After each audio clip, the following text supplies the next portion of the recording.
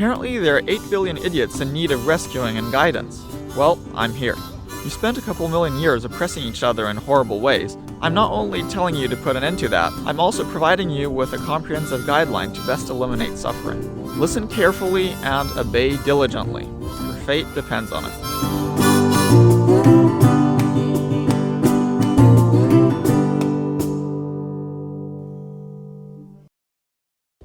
Lots of people are really poor, and that's a problem because you need a certain amount of money to be able to lead a comfortable existence. And until now, I get the impression that often people just figured you couldn't do anything about poverty. It's just it's an unfortunate fact. And I don't think that's true at all. See, fundamentally, poverty is just about lacking material things. It's about lacking goods and services. And well, in any society that uses money, well, what enables you to purchase those things is money. So really, all you would need to do to eliminate poverty is to give poor people money. So it's actually really simple. Back when I was 17, I had economy classes for the first time, and it got me thinking about economy in a way that was rather simple and analytical, and that this was a good thing. And so it led me to one day start thinking about the fact that there's an increase in production over time as technology advances, and this increase in technology had enabled that there no longer be a majority of the population employed in agriculture. This was thanks to the help of mechanization that allowed for agriculture to be more efficient. And so I reasoned that, well, if we were to accept living at the standards of living of, say, the 19th century, well, we could actually have just a small fraction of the population be employed, and everybody else just be idle and reap the rewards of the progress in automatization. Now, of course, I agree that standards of living back then were unacceptably low, but the thing is that, well, technology keeps on improving constantly and automatization keeps on progressing. So at a certain point, we will reach a stage where we will have an acceptable standard of living with most people not working and just relying on automated work. But the problem in our current economic system is that, well, you need to work to earn money to be able to consume. So in fact, like I've said, you need to be a producer to be a consumer. But that really is absurd and doesn't need to be the case.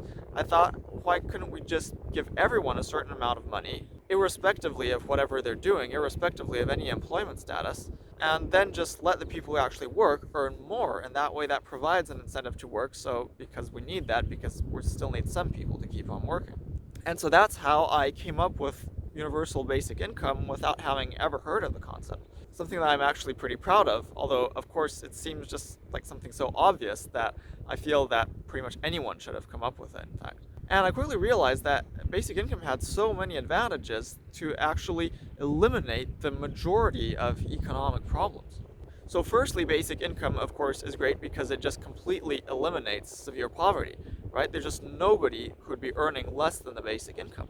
And of course, I would want a basic income that actually enables you to just survive on that. I mean, that's the whole purpose. So that's the first advantage. And in the same vein, basic income also represents an expression of the notion that everybody is fundamentally allowed to live, that everybody should have the right to lead a decent life.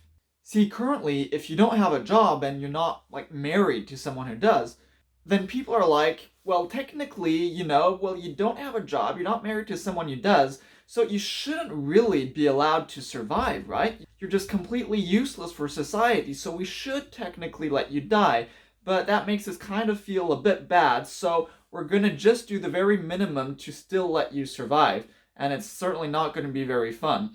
And I feel that's just really a dreadful attitude, and it's just so absurd, especially when you consider that, we perfectly accept the fact that people don't have a job when they're married to someone who does. And it's also ridiculous because the economy obviously doesn't need everyone to have a job. And then, well, the second obvious advantage is that it frees everyone from the obligation to work. Now you can just be idle as much as you want, you can just do whatever you want, you're not forced to do anything, and that is true freedom. For now, we don't have freedom because most people are forced to work. That is not freedom. Freedom is being able to do whatever you want, and basic income allows that, of course, within the limits of what you can afford on the basic income. But still, it grants one a lot more freedom. You can finally just, you could go traveling. If you go like hitchhiking, you don't have to pay much. You could finally just spend your whole time on works of art. You can spend time with your family. You can do whatever you want. And there are loads of people who really would want that. Then at a more macro scale, well, it eliminates the issue of unemployment. Right now there's always this issue like, oh, we've got unemployment, we have to address it, we have to fix it. And like basic income is like, who cares? Like, it doesn't matter. It doesn't matter. And so that's why I always found these sort of talks about unemployment, they're really silly. They're really silly because actually, just give everybody a basic income and then you can just stop worrying about it. And another advantage of basic income is to improve employee and employer relationships. So firstly, it gives employees more leverage by saying, well, okay, well, if I don't like my job, I can just quit. And so especially for these low-skilled but demanding jobs, these lots of things like manual labor, well, those things will have to be paid a lot more because otherwise just nobody would do them. And so it would actually, what it would do, it would make jobs paid more fairly. And meanwhile, it'd also be beneficial for employers because there would be no longer a need for employers to provide a livelihood. So they wouldn't have to worry about firing. There would be no need for employee protection. Obviously there would be like occupational health, that kind of thing, but not protection from being fired. There wouldn't be any need for employers to provide retirement benefits, anything like that. I'd really want that to be just completely the actual person that would do it for itself. So it would eliminate all that sort of need for the employer to be a sort of a caretaker and a provider of livelihood. And in fact, because jobs wouldn't be needed to provide a livelihood anymore, there would be no need for a minimum wage. And that would actually relieve employers of such a burden. Just like right now, there are lots of difficult jobs that are underpaid, there are also lots of relatively easy jobs that could, make life a bit easier for an employer, but that maybe doesn't deserve to be paid minimum wage. And so I would really want to make it as easy as possible to both hire and fire people, because it's actually preferable for business activity and for economic productivity. And then, of course, another macro scale issue is that it actually simplifies a lot of the benefit system. At this point, what I would recommend is you just replace, to some extent, the existing benefits with basic income. Now, of course, some person who worked a lot and wants to get more benefits in case, for instance, they end up having an accident or something, well, they can. They would have to pay for it, but it would be just like a private. It could even be a public thing, but it would be on a voluntary basis. You just choose how much you want to pay, as an insurance, to be potentially compensated in case you end up being unemployed or disabled. And likewise for retirement, you just choose how much you want to pay for retirement, and that then what you'd get back and for each of these pensions would be proportional to how much you'd pay. And the most obvious thing to do at that point would be to make it just private, and so that way you wouldn't have to worry at all about having the government have to investigate whether these people are being truthful or not. And then of course, that unemployment rates are actually much lower than the actual proportion of people who don't work. Even among the people of working age, because lots of people are simply just unemployed, literally in the etymological sense, but they depend on a person who does, and that's not counted in the unemployment rate. But those people are still a bit of a problem precisely because they're dependent on someone who works, and that makes them firstly vulnerable to whatever happens to that person. And also, it makes them vulnerable to that person itself. If that person is violent, well, if you're economically dependent on a violent person, it's really hard to leave. And especially if you've never been employed, you might not qualify for unemployment benefits. So it's really difficult. And so basic income really allows people to just escape from abusive relationships. And this is really a pretty common issue, actually. And one of the biggest objections for basic income is that, people need to work because they need some sort of purpose or something, and that comes through work. Right, but already, most people when they work, their long-term goal is to become so rich that they can retire. So your literal purpose is to earn enough money that you no longer have to work. Basically, the whole mindset behind this idea that you're supposed to work to give you meaning is nonsense, because most people who believe in that actually wish they didn't have to work. And if society can function fine without you working, if you can just have machines do the work instead, why would you just make yourself work when there's no need for it? It's absurd. And then, of course, if you still want to work, well, you can just do it. Nobody's going to stop you from working, right? You can do whatever you want. You might not get paid for it, depending on what work it is. But that's just the same as now. Lots of work right now doesn't get paid. But, you can just do it. If you need to have some sort of activity, you can absolutely do that. Jobism doesn't make sense at all, right? Jobism is just the result of propaganda from rich people who benefit from everybody just working and accepting the system of having to work, and that way that makes them more compliant when they're underpaid and they have bad conditions. That's it. But jobism is not a rational position.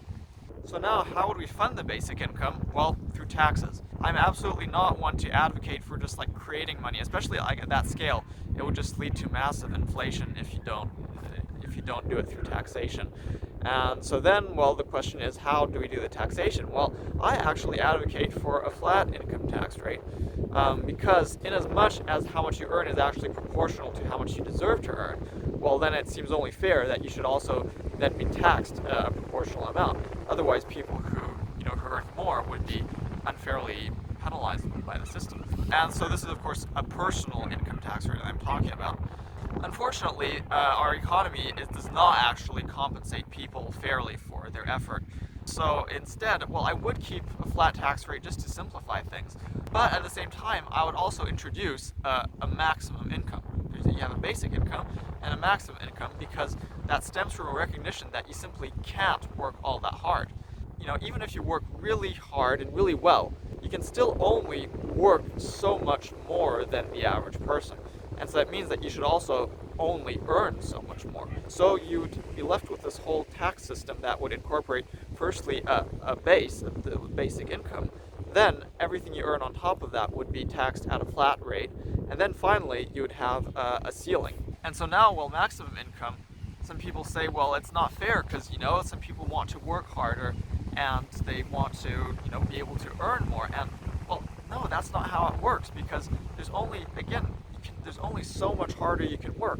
Beyond that, you won't be deserving it. A person who earns tens of billions of dollars a year, well, that's 1,000 times more than the average person who earns in the tens of thousands, right?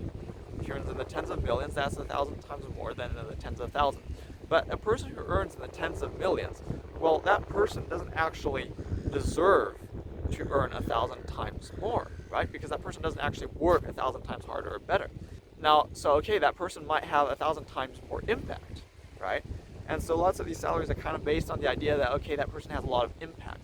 But if you're basing on impact, then why aren't we paying, the presidents of countries billions, right? Because they have an enormous impact.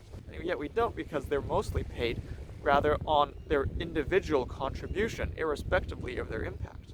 And people say, well, if you just take a rich person's money and give it to someone else, that won't necessarily make everyone else richer, because then, people won't have an incentive to work.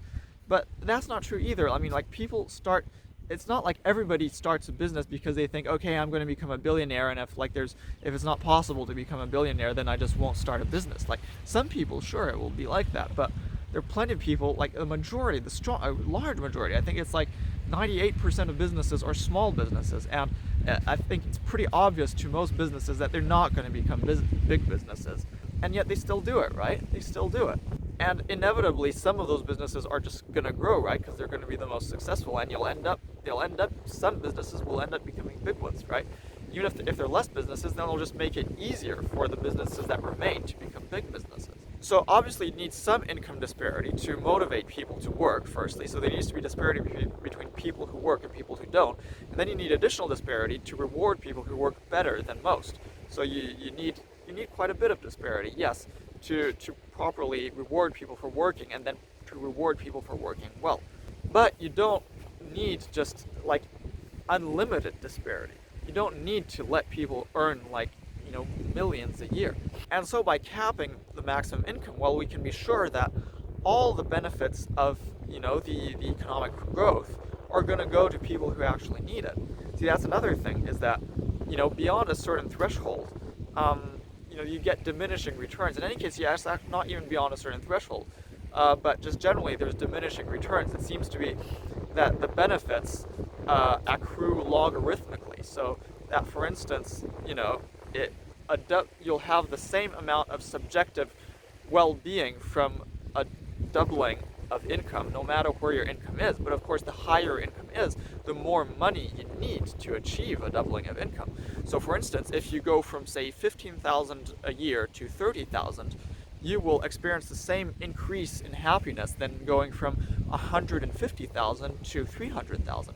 But the thing is that the latter requires 10 times more money than the former. And so with that money, you could actually make 10 people at 15,000 go to 30,000, and so you can make 10 people increase the same amount of happiness as you'd make one person increase in happiness by going from 150,000 to 300,000. And I think that beyond that kind of level, and don't really even have much data for beyond that kind of level, but it would seem that beyond that sort of range of the sort of hundreds of thousands, well, there's even less of a benefit. Because beyond that level, well, you're just going to be spending it on really frivolous things. You're going to be just, instead of having one mansion, you're going to have multiple. Instead of having one nice car, you're going to have multiple. You're not really going to have anything that will really change your life in a radical fashion. But on the other hand, well, you are just going to be, using, economic resources, because, those cars that you're buying, for instance, you've got 10 Ferraris. Well, those are Ferraris that could have each gone to another person, and that would have benefited someone else. And to some extent, well, even the Ferrari, well, instead of building a Ferrari, maybe you could have built like a cheaper car, and maybe built like 5 cheaper cars instead of one Ferrari, and then that would be 5 people who would be able to benefit from having a vehicle that they don't currently have. So by having a cap on income, we ensure that all genuine economic productivity, and see, I'm not even talking about like the financial stuff, because yeah, financial wealth is not real wealth. So obviously I know that just like taking away like, the money that's like from shares and stuff and giving it to other people, it'll just amount to nothing, and it'll just lead to inflation. Yes, I know that. But on the other hand, material wealth, that is the real wealth. And rich people do have excessive material wealth. They don't have billions in material wealth, but they do have a bit too much. And by enabling to put a cap on income, we can really ensure that all genuine economic production goes to people who actually will benefit from it more. So it absolutely would benefit people to have a cap on income. So then, well, let's consider other forms of taxes. So, well, there's the wealth tax. I don't actually advocate for a wealth tax so much as a wealth cap, just like there's this cap on income.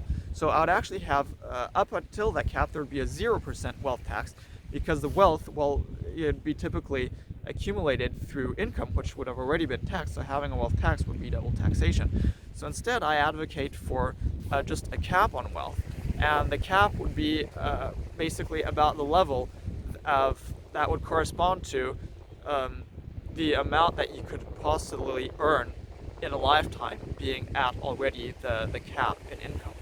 So if your income cap is, say, $1 million a year, and we could say that people roughly live 100 years, well, your cap on wealth would be 100 million, right? It's 100 times a million. And any wealth beyond that would just be taxed at 100%, just like income. That would be how you do it. And then, well, there's the issue of inheritance. And so for me, inheritance is just like income, like any other, so it should be taxed at just the same flat tax rate that all other income gets taxed. And since inheritance is just like a one-off event, it wouldn't be subjected to the cap on annual income that other income would be. So there would be no cap on how much you can earn in inheritance beyond the cap in wealth, which is approximately 100 times the annual cap in income that one can have. And for material goods, well, the government would have to assess the value of the material goods. And so it would be like a wealth tax, where the government would have to assess the value, and you'd have to pay a tax that's a certain percentage of the total wealth in both liquid assets and material assets. And on top of that, you could pay it over time. So I would do it like a mortgage, so you could pay the tax over 30 years. So for instance, if you had a 30% tax, you'd just pay 1% of the value of your inheritance per year over 30 years. And then capital gains would just be considered like income, personal income. So any capital gains that you had would just be taxed at the same flat rate that personal income would be. And then, well, to determine like if, it reaches the cap, well, you wouldn't have all the capital gains added to the year that you earn the gains. You'd have it basically distributed over the entire years that you held on to that capital.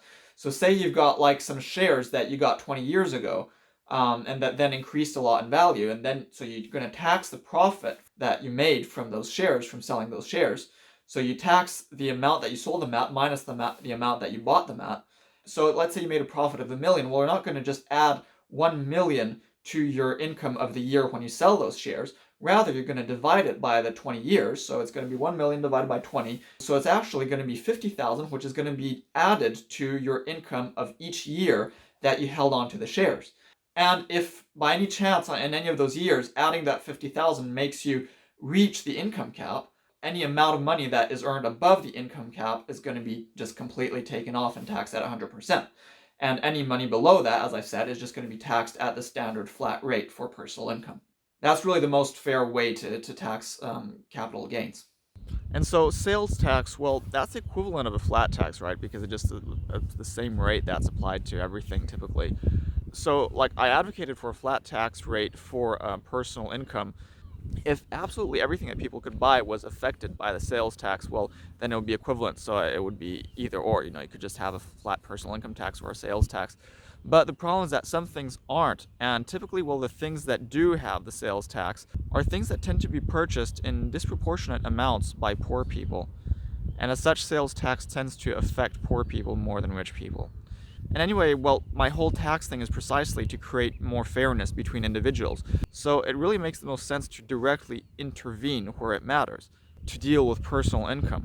Basic income is really just a form of personal income tax, and so is maximum income. What matters is people, what matters is fairness between individuals. And so because of that, I advocate for having a 0% sales tax and instead just really focus all the tax on the personal income instead. Oh, and then, well, there's business tax. And so I would actually have 0% business tax, again, because what I want is to create more fairness between individuals, and I also want to just, stimulate businesses as much as possible. If I say business tax, I mean corporate tax. And so then, of course, well, people would be motivated to form a corporation at that point, and they would just create, like, shell corporations for themselves.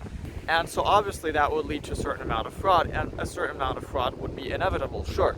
But, I mean, that's not a reason not to do it. It would still limit the amount of people the amount that people could earn. And of course, lots of fraud would be quite easy to discern. Like again, obviously, if you buy a Ferrari for your company, that is really pretty suspicious, right? So like you could, but then you'd have to rent it out, because that would be the only logical thing you could do with it as a business. It'd be like you rent out Ferraris to people. So then you'd have to show proof of that. Same thing for like a yacht. And so pretty much everyone would like self-incorporate, would create just their own personal corporation. And that actually is good, because it makes it easier to just set up a business, and you wouldn't be subjected to any kind of corporate tax. And well, there is the issue that if somebody has just a really successful business, then that person could end up accruing a huge amount of influence through that business. If you've got a business that has like, billions in like assets and cash flow or whatnot, well, that person could enormously influence like public discourse, and that could be problematic. And which is why I actually think that there should be a cap on individually owned corporations. And so what would happen is that you would, beyond like a certain amount of net assets, well, every corporation would be obliged to go public, would be obliged to make an IPO, and there could be like no majority voting shareholder. And so then, yeah, at least you'd have multiple people controlling a bigger company, and so you couldn't just have a single person say, okay, I'm making a donation for this particular political platform or something through my company. And then there's a land value tax. So there's this movement called Georgism that would want to tax land value at 100% or almost, but then have only that as a tax. And so I agree with them about having a land value tax, though I wouldn't want to have it as the only tax. So the thing about land value is that it's not actually produced. The land already exists. So anybody who gets money just from the value of the land is not actually producing anything. It's not useful to the economy. So in fact, it makes complete sense to tax the amount of money one could get from renting out the land. And so in many countries that could amount to like 15 or 20% of the GDP. See, the reason the land value tax has no impact on economic productivity is that the amount of land is fixed, and like it's not going to increase or decrease according to how much it's worth, right? There's always the same amount. That's what's called an inelastic good. And so by taxing the land value, of course, you can reduce all the other taxes that weigh more on the economy, that have a negative impact on the economy. And I wouldn't tax land value quite at 100% simply because it's hard to estimate exactly the value of land. And even at 100%, land value for buying and selling would become zero, literally, because you couldn't like make a profit off of it, right? So that's already too much at 100%. And if you try to tax at 100%, on half of the time, basically, you'll overshoot a little bit. So you really want to undershoot systematically. So maybe you'd have land value taxed, I don't know, 70, 80%, something like that. And then finally, there's a tax on negative externalities. What they call it Pigovian tax, which is mostly the discussion has been around the carbon tax. So I think that's a good measure. I support that. But again, the purpose of that is not even so much to earn revenue from it. That's just precisely to make better technologies that have less of a negative impact, more competitive. So yes, I support that. And so this whole system of taxes is what, as far as I can tell, provides the best economic system for everybody. It's the system that provides the best combination of both prosperity, freedom, and fairness. And another issue to have to address is that of housing. Lots of people right now struggle because of excessive housing costs. And so much of the reason for that is that, well, in high demand areas, so typically in urban areas, well, there's lots of people that want to work there because there's more jobs. So people concentrate there, but there isn't quite the enough available housing, and that's largely a result of zoning restrictions.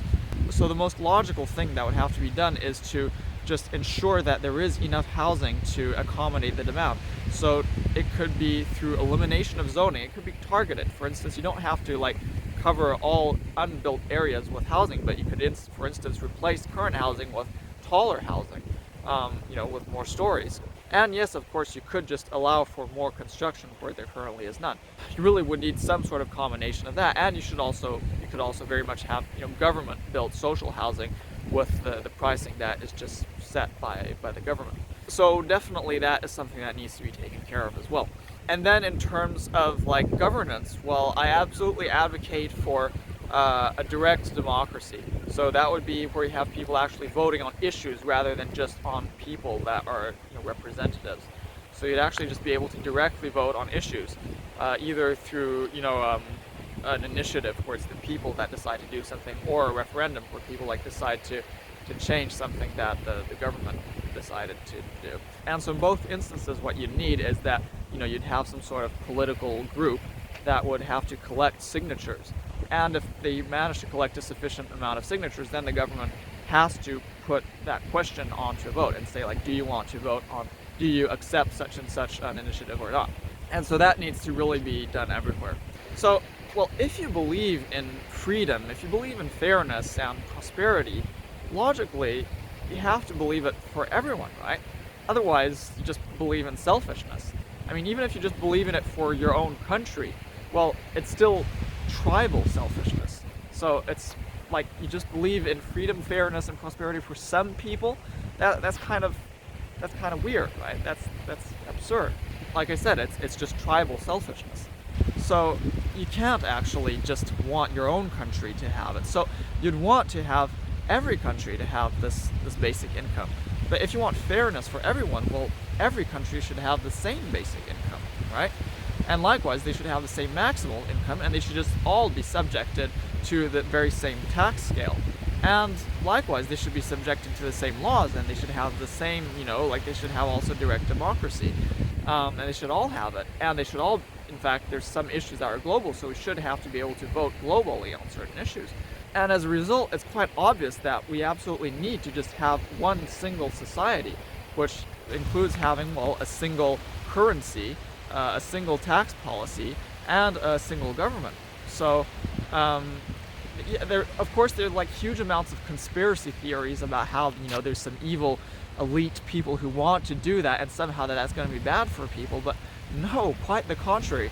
That is exactly what people need. This is absolutely the best thing for people.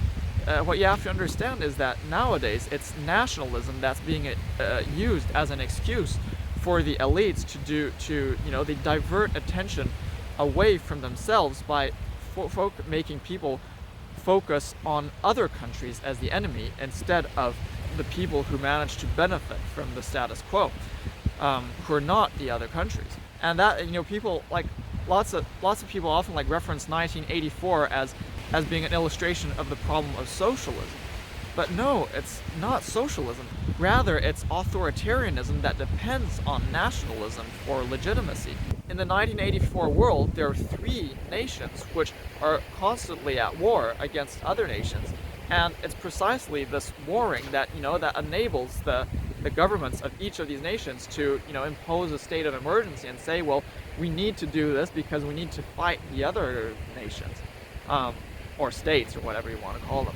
And it doesn't really have anything intrinsically to do with socialism. No, rather it has to do with the existence of separate states that fight against one another, and that pit people against the other states instead of pitting them against these oppressive elites. If you have a universal society with a global government, well, you can no longer do that, because then if something is wrong, well, your attention is going to necessarily be directed at the government and not at other countries. And as a result, well, that is the best thing you can have, is to precisely just have a single global government. And yeah, speaking of war, well, the existence of separate countries is precisely what has been responsible for all wars, and in fact, for the majority of unnecessary deaths. Basically, countries, nationalism, leads to war. And by having a global society, we finally will eliminate the primary driver to war.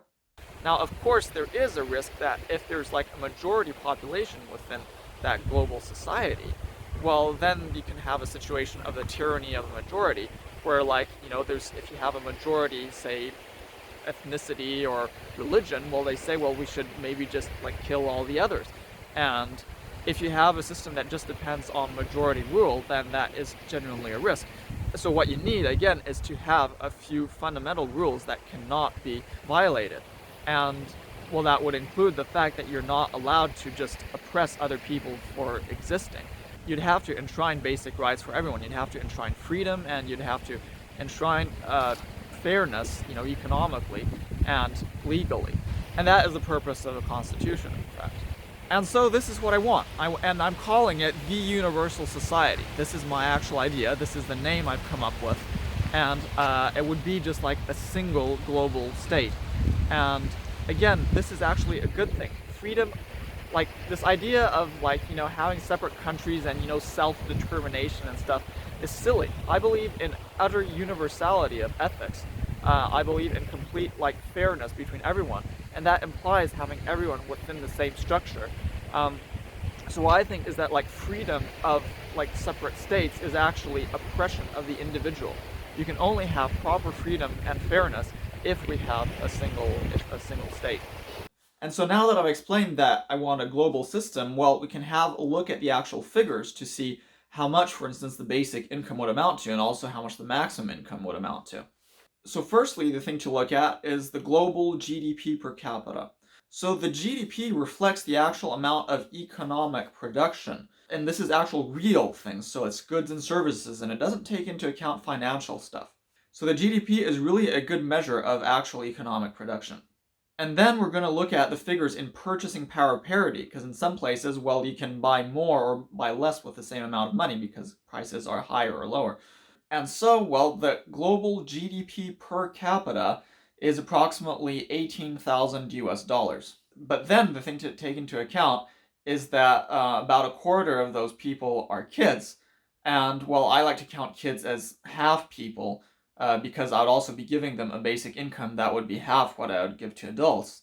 And so if you instead consider the GDP per amount of full people, like counting a kid as a half person, then you actually arrive at a GDP per capita for equivalent adults of 21,000 US dollars.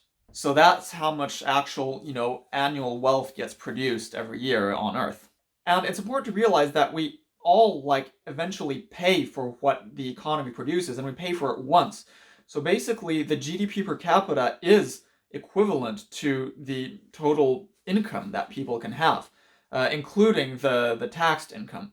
So if you want to actually calculate the disposable income per capita, well, you have to take the entire GDP per capita minus then the percentage of that which is government expenditure.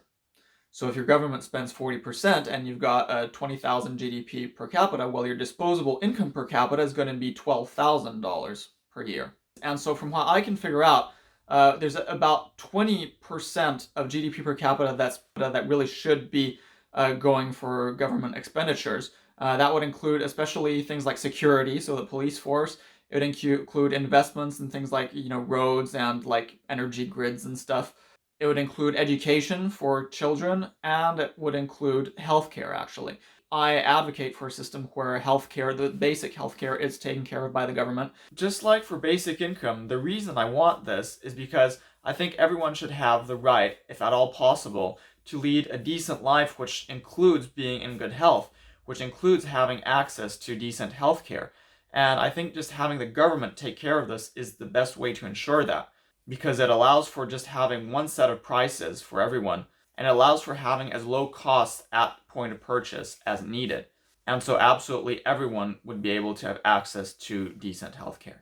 And you'd have, say, you'd pay like for 10% of whatever your actual cost is, and the government would pay for 90% just to avoid having people go to the doctor when they don't really need to.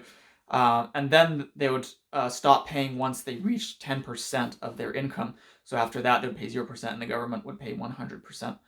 And so combined, all of those things would amount to about 20% of the GDP per capita. And another thing now to bear in mind is that it will take a little while for the basic income to be implemented, because if you just give a high basic income to poor countries, they just won't be able to handle all that money, and it'll just lead to inflation, actually. So it needs to actually be implemented gradually over like a decade. And currently, well, global GDP per capita is increasing at a bit over 1% annually. So by the time, all this would get implemented, in any case, the global GDP per capita for equivalent adults would be about 24,000 US dollars. And if we remove 20% of that for government expenditure, you're left with 19,000 US dollars of disposable income per capita. Then obviously you'd have to pay more to fund the basic income at the very least. And so for instance, if your basic income is going to be 20% of the GDP per capita, then you're going to have to somehow also make people pay in taxes 20% of the GDP per capita. But it's important to realize that it wouldn't actually make, people 20% poorer, because then it just comes right back to them in basic income. So the actual disposable income per capita does not change. It doesn't fluctuate at all according to the basic income.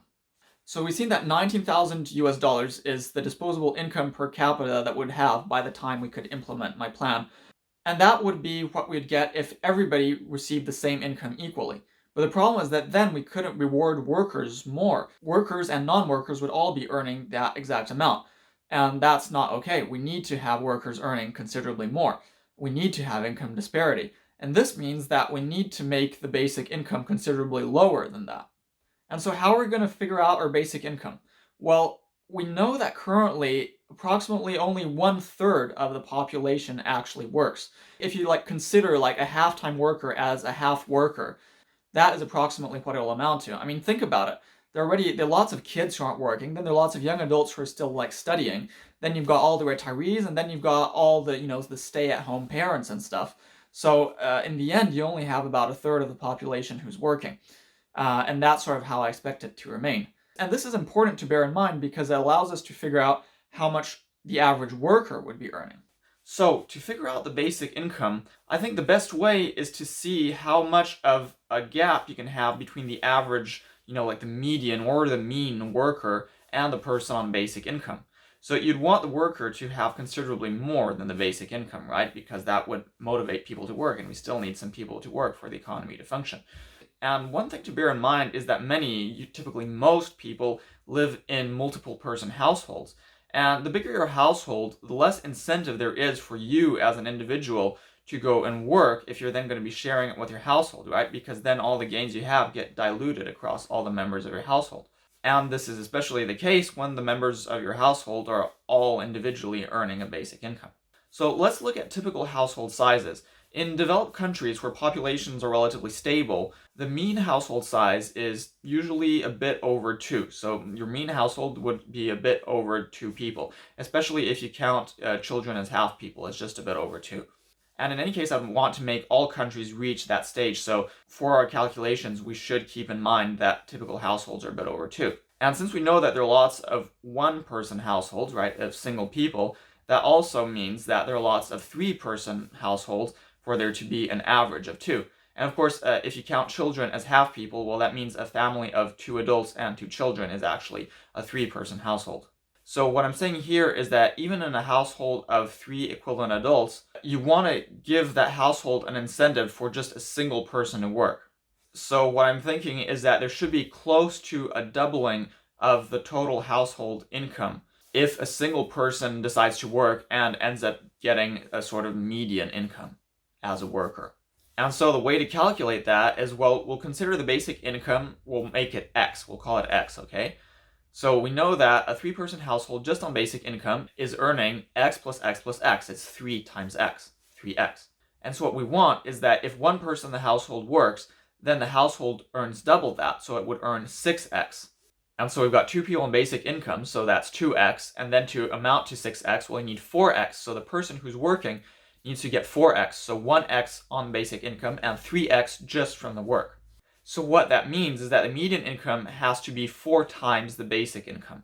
And so then, well, in my system, I would try to have the median income be relatively close to the mean income. So let's just say that the mean is 4X, right? So the mean is 4 times the basic income, which would mean that the median is a bit lower, which then would mean that the average family with one person working would earn a bit less than double the family that's just on basic income, the 3-person family just on basic income. And so we know that also at the level of the whole population, only a third will be working, which means that 1/3 of the population would be earning X, basic income, another third also earning X, and then the working third would be earning 4X. And so the sum of these 3/3 divided by 3 would equal the disposable income per capita. So 6X divided by 3, which is 2X, equals the disposable income per capita, which means that X is half of the disposable income per capita, and X is the basic income. So the basic income is half the disposable income per capita, and the disposable income per capita is $20,000, so the basic income is $10,000. The basic income is $10,000. The mean income for workers is $40,000. The median income for workers is a little bit less than that. A family of 3 equivalent adults that's just living off the basic income would be earning $30,000 a year, and a 3-person family with 1 person working and earning the median income would be earning in the 50,000s a year after taxes. And so $10,000 a year, that's roughly the current poverty line in the USA. So more or less, this basic income of $10,000 a year would eliminate all poverty globally, and not just the international poverty rate, which is way lower than the US rate. It would be the US poverty line. There would be nobody below that. And this is globally. Again, like you just wouldn't have anybody poorer than the average person in Portugal today.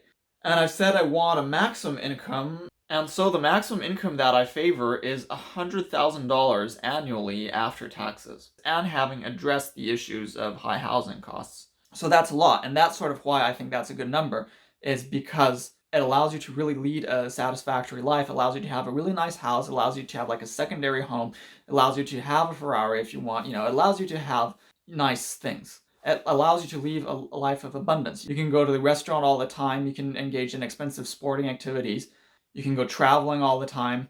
This is all the stuff you can do. And you don't need more than that to do all that. So any extra money would just be really frivolous. And meanwhile, well, this gives a nice goal. I mean, people know that they can earn that much, and so it gives them motivation to like work harder to reach that amount. Now, to be honest, $100,000 doesn't really enable you to do that if you have a family, if you're sharing that income with somebody. But the real reason I want $100,000 is not so much for the absolute value it represents, but for the relative value. $100,000 is 10 times the basic income of $10,000. And I feel that that gives one, a sufficient disparity to motivate people to work, but still the disparity is comparatively low compared to now. And essentially, I think it's the amount that brings the most fairness. It means, for instance, that the average full-time worker could be earning 4 times more than the basic income, and then the top earner could be earning 2.5 times that. And so that kind of incentivizes people to not just work like full-time, but to work well, because then they have the hope of earning 2.5 times more than the average worker, than the median worker. So really, this idea of having a cap at 100,000 is more having a cap at 10 times the basic income. And as the economy grows, that cap will grow also. So we'll keep this 1 to 10 ratio between the basic income and the top earner. And like, here's a little picture that I drew. This shows you what it would be like. So on the left, that's the basic income. See, it's 1 unit, 10,000. Then a median income, especially if people work a bit less than the median income, could be a bit higher. So that would be the middle column. That would be $40,000. And then the maximum income there, that's $100,000. And so this is all disposable income. So this is actually what it looks like visually. So you can see that there's already a lot of disparity like that, right? I don't really think we need more than that. And so obviously that means that we're going to have, deviations above the mean that are considerably more than the deviations below, which means that the median is going to have to be considerably lower than that. The median disposable income will have to be lower than 19,000 US dollars. The exact amount we can't really know, but it would be a few thousand at least. And then regarding wealth, well, we said the income cap should be $100,000, and the wealth cap should be 100 times that, so $10 million. Initially, it would make rich people get rid of their wealth until they only have $10 million left. And of course, you can also have a corporation, and I think it would also be good to place a limit of $10 million on the total corporate value that you can individually own and have total control over. Any person that owns more than $10 million in corporate assets would be obliged to make an IPO. And so in total, you could have a maximum of 10 million in personal and 10 million in corporate, so a total of 20 million US dollars that you could personally own and manage. And so now 10,000 US dollars a year. Now, if we say that the global GDP per capita for equivalent adults is going to be 25,000 US dollars, then 10,000 is 40% of that. And we're not going to make the recipients of the basic income pay for the basic income. Like, the basic income is already after taxes that I'm calculating it. And so the total earnings that workers get on top of the basic income, so not including the basic income, the total earnings of workers from their work are going to amount to the GDP. Because all people are going to be spending their money on things, and that money then it will go to the people who make these things. And so it will go to workers, or owners, or whatever, people who are economically active. And so if we're going to have a basic income at 10,000 US dollars and the GDP per capita is 25,000 US dollars, we're going to have to tax 40% of the earnings of all economically active people just to fund the basic income. And like I said, we need a minimum of 20% in government expenditure, which will leave us with a minimum of 60% of the GDP going to tax. And we can estimate that about 15% of that would be the land value tax. And so roughly your income tax would be about 50%. You'd have, for instance, a 50% personal income tax, and then 15% of the total GDP in land value tax, which would amount to 65% of the GDP going to tax. And in that scenario, well, it would be 25% of GDP being government expenditure, and 40% of GDP being the basic income. And so if you wanted to obtain additional pensions, you'd have to pay more on top of that. The 65% is without taking into account any additional pensions, which is what much tax currently goes to. And so, for instance, the maximum income you can earn is 100,000 US dollars, which includes 10,000 in basic income. So the maximum you can earn on top of the basic income is 90,000, and if you have a 50% income tax, that means 180,000 before taxes. And so, for instance, to earn a typical income for rich countries of $40,000 after taxes, you would have to earn $60,000 just from your job, then you get 50% taking off of that, leaving you with 30,000, and then you get your basic income, which adds 10,000, so you get 40,000 in total disposable income. And so now I'd like to consider the effect that my program would have on the average person in a rich country. The average person in a rich country is earning maybe about $50,000 a year and paying 30% in tax. Well, I would increase the taxes to 50%, but then you'd get back a basic income of $10,000, which is the very same amount that you lost from the tax hike. And so, in fact, the average people in rich countries should expect to earn approximately the same as they do now. My system not only makes like at least 80% of the world population richer than it is now, it doesn't even make the average person in rich countries, like the really rich countries like the US, even poorer than they are now. They would stay about the same. There isn't really any question as to the feasibility of my program, beyond the question of whether there is enough incentive to work. I mean, the only reason this wouldn't work is because people decided they didn't want to work because they're just happy to be on the basic income. That would be why it doesn't work. But there isn't any more like fundamental mechanism that would make this system impossible. So the question is, will that be enough incentive to make people in such households actually work? And to a certain extent, we can't really know, and we'll have to adjust the basic income accordingly so that the economy still functions, so that there's enough incentive to work to keep the economy properly productive. But still, I think that's a reasonable ballpark. I like to think that lots of people would still be motivated to work at such a level, and which is why I advocate for a basic income that is roughly 10,000 US dollars a year, which would be roughly 800 US dollars a month. And this is globally for everyone. And so anyway, what really determines the value of our basic income is not so much either like what kind of quality of life the basic income can afford, or the absolute amount that workers are left with after, paying for the basic income through their taxes. What determines the basic income is rather the differential between people who earn basic income and people who work. The fundamental idea is that the basic income is as high as possible while still maintaining a sufficient differential to motivate people to work enough. So I'm presuming that 10,000 US dollars is approximately where that is at, but I might be wrong. And so that will just have to remain to be seen. If we suddenly see that the economy is suddenly not doing so well because of an excessively high basic income, then we have to scale it back a bit. And so now in summary, well, okay, so you got a basic income of approximately $10,000 tax-free for all adults on Earth a year. This is annually. And so you'd have $5,000 for children. So that's about $400 a month for children, $800 a month for adults.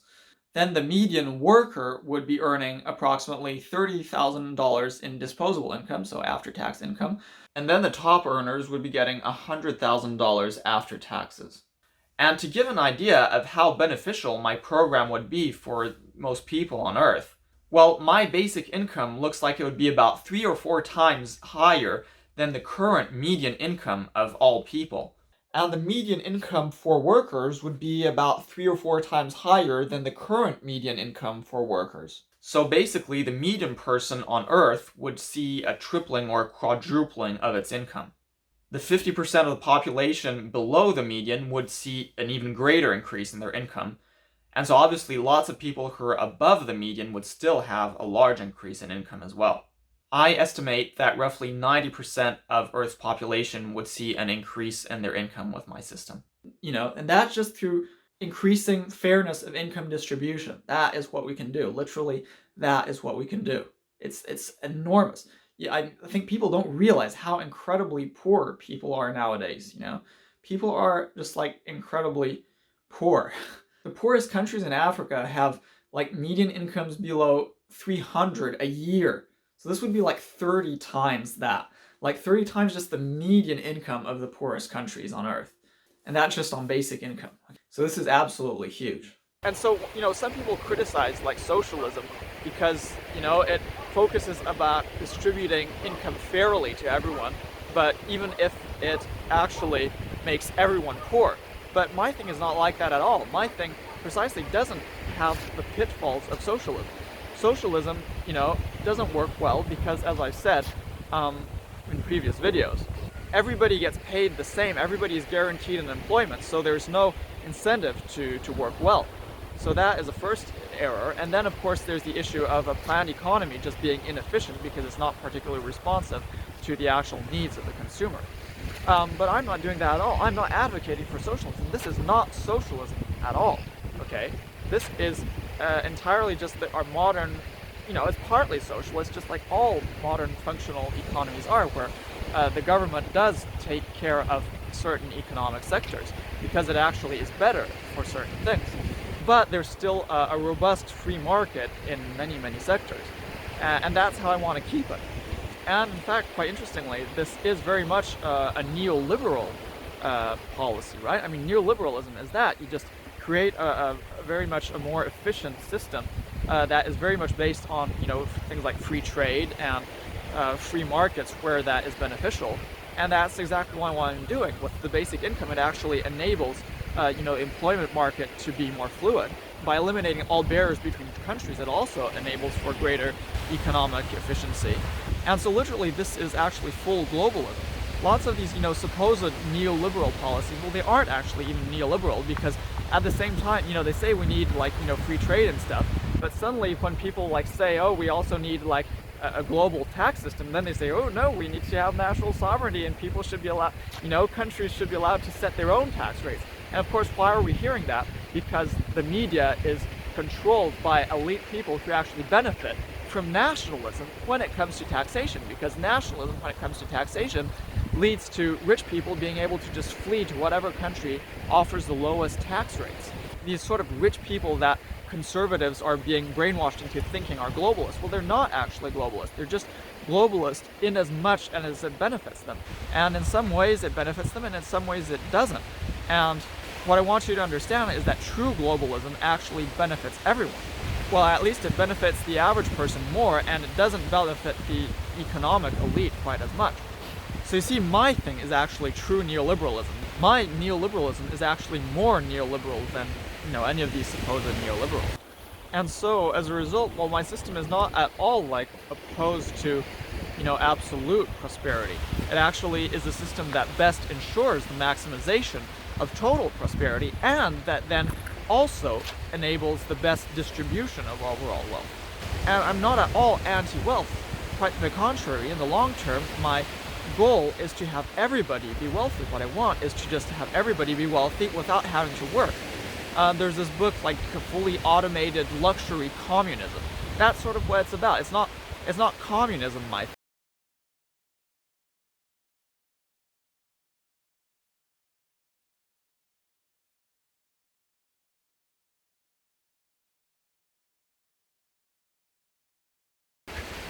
If you want to work, you can, but it wouldn't really be necessary. And then, you could be potentially compensated more, but the basic system would be that just everybody be, unemployed and just have their basic income, and it would be a basic income that is so generous because of, just the productiveness of society, that it would enable everyone to just be wealthy on the basic income, and everyone to just be rich and idle at the same time. That is the goal. And then, well, once we've achieved that, what we need is, of course, to spread our whole civilization across the whole universe, if that's possible. And of course, that is contingent on supraluminal travel being possible. And if that's not possible, well, we can still just spread as much as possible. And so partly that could be achieved through self-replicating robots, but I also think we should maximize our population as much as possible, so as to be as numerous as possible, to have the strength in numbers to help fight our enemy, the Gorth, which I've talked about, this evil supernatural entity which is responsible for most suffering. And so the most important long-term goal is actually to eliminate the Gorth. But then once we've done that, of course, we would still stay in that, rich, idle society, and that would just be what we would be living in. And also, I want to stress that, even if you don't believe in the Gorth, well, all the things that I'm talking about beyond the Gorth, they're good things. My whole economic and governmental policy is beneficial irrespectively of the existence of the Gorth.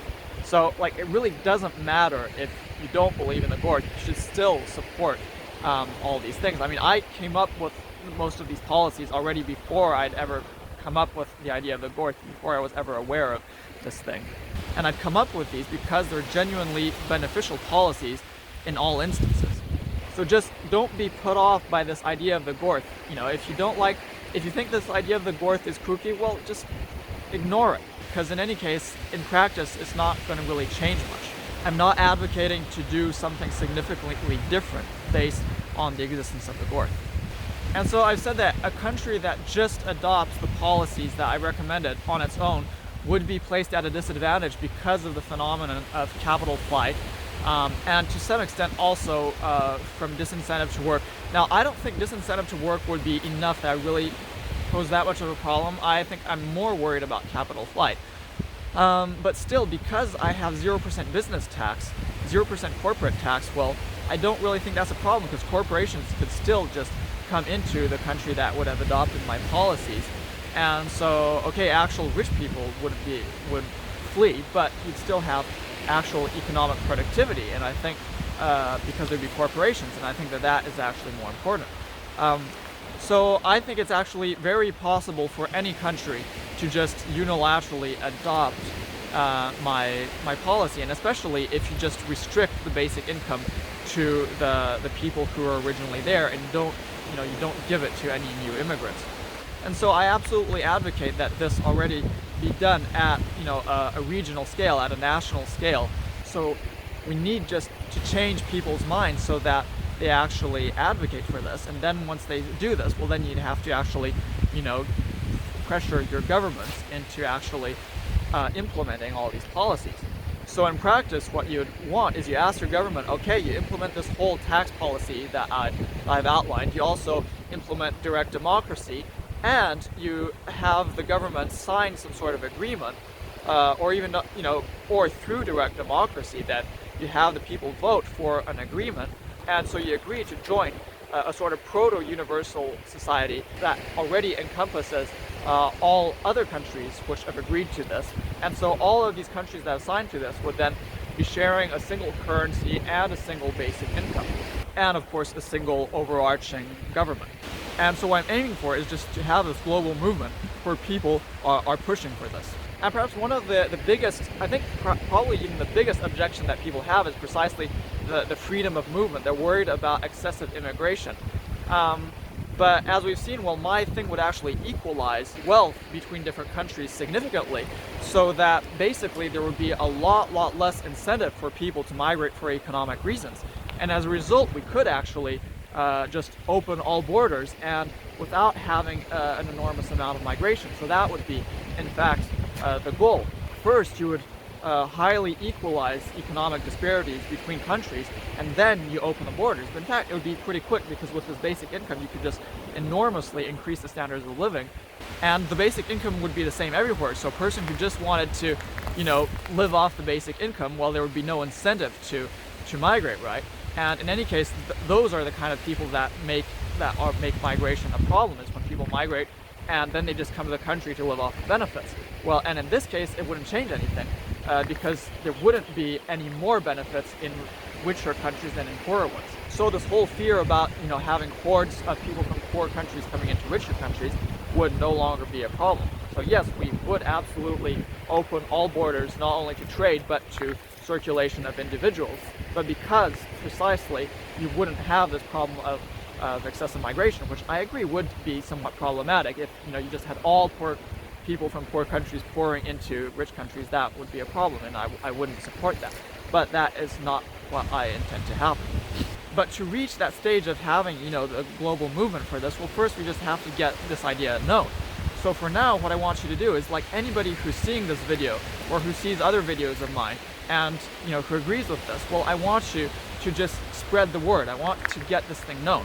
So, well, the first thing you can do is just watch all my videos, because that will already help my YouTube algorithm by doing this. So I'm going to be live streaming on Twitch, so you can also just watch me on Twitch at the Nathan L, which that's my Twitch name. So you can do that, and that will help my Twitch algorithm. And then, of course, well, you can share my stuff with people. So you can share it in social media, on all social media. You just talk about it, say like provide links and stuff on Facebook or whatnot, whatever social media would be using. And also in person, you just like say, well, okay, I've found this interesting video and like this interesting channel, and he says this and that, and like what do you think? And so just really do this as much as possible. This is like, if you believe, this is like super important. This is like, everybody absolutely needs this. So, like, if you don't know what to do, if you're so like, oh, I don't know what to do, I'm bored, you do this. You share it as much as possible. You just spam people with this. You spam people on social media, you spam people in real life, you talk about this obsessively with people all the time. This is what I'm urging you to do. You can also donate money. I'm providing a link to donate money. I've got a PayPal account, which I'm then going to be using to just further publicize my thing. So anybody who wants to do that is very welcome. And then, of course, you can do actually this sort of classic, political campaigning stuff. So you can, I don't know, you could maybe make some flyers for me and print them out. You could, and I say for me, but of course, okay, I'm the figurehead of this movement, but of course, I'm not doing this for me. I'm doing this for everyone. This is not, this is not about getting me famous for its own sake. It's about getting my ideas famous because these ideas are actually really what people need. So you can print flyers, like I said. You can go canvassing. You can go knocking on doors and presenting, real good, and presenting my whole plan to people. And you can demonstrate. You can organize demonstrations with people and do that.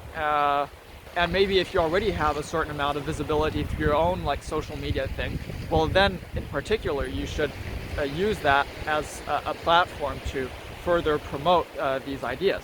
And I'm calling my plan, I've decided to call it the L plan, okay? That's I'm calling myself Nathan L, so my name is Nathan.